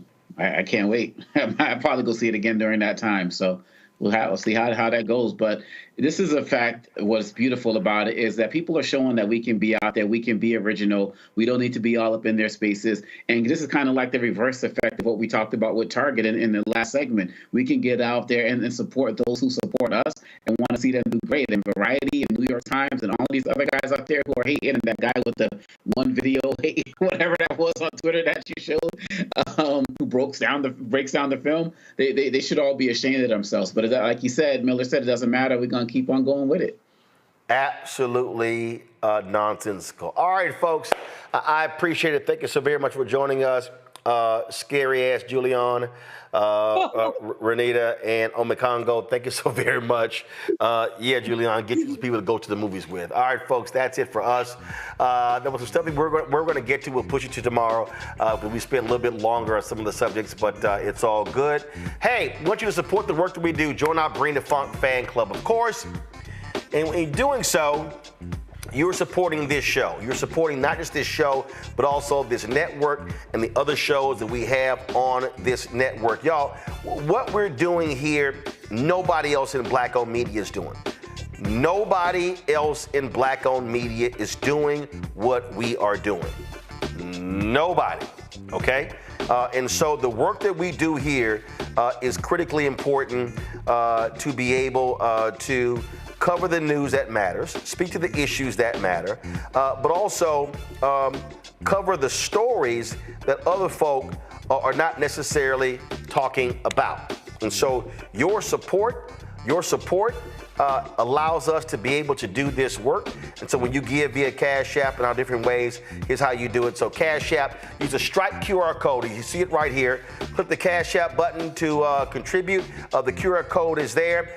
You can also, of course, send your check and money order. Make it payable to Roland Martin Unfiltered. Please, guys, kill that music. Make it payable to Roland Martin Unfiltered, okay? P.O. Box 57196, Washington, D.C., 20037-0196. PayPal's R Martin Unfiltered. Venmo's RM Unfiltered. Zelle, Roland@RolandSMartin.com, Roland@RolandMartinUnfiltered.com.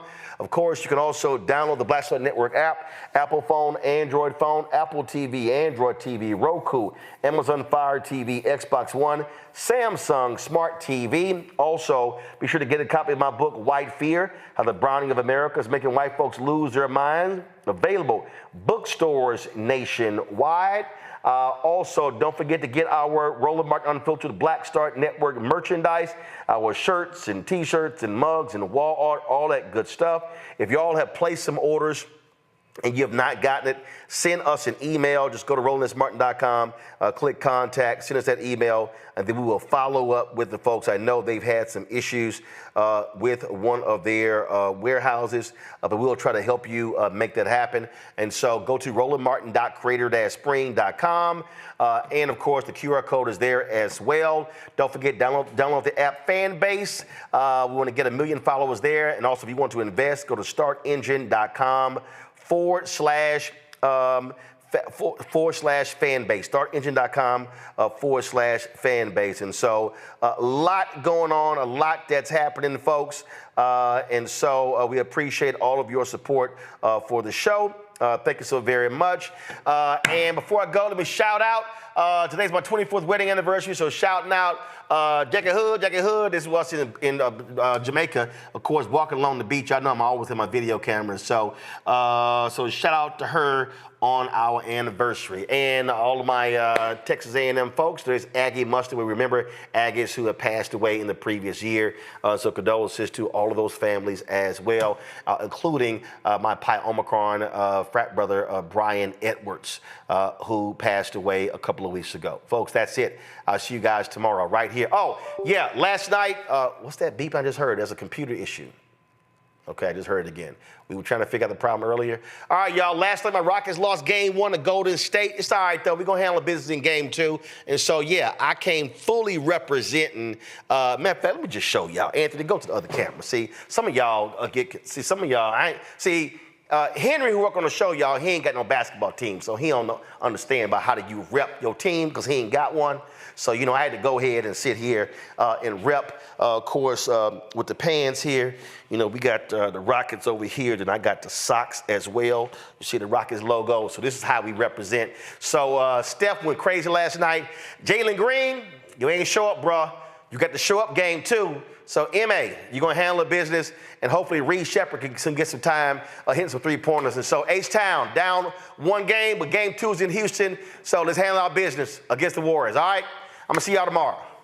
Holla! Black Star Network is here. Oh, no punch! I'm real revolutionary right now. Thank you for being the voice of Black America. All the momentum we have now, we have to keep this going. The video looks phenomenal. See, there's a difference between Black Star Network and black-owned media and something like CNN. You can't be black-owned media and be scared. It's time to be smart. Bring your eyeballs home. You dig?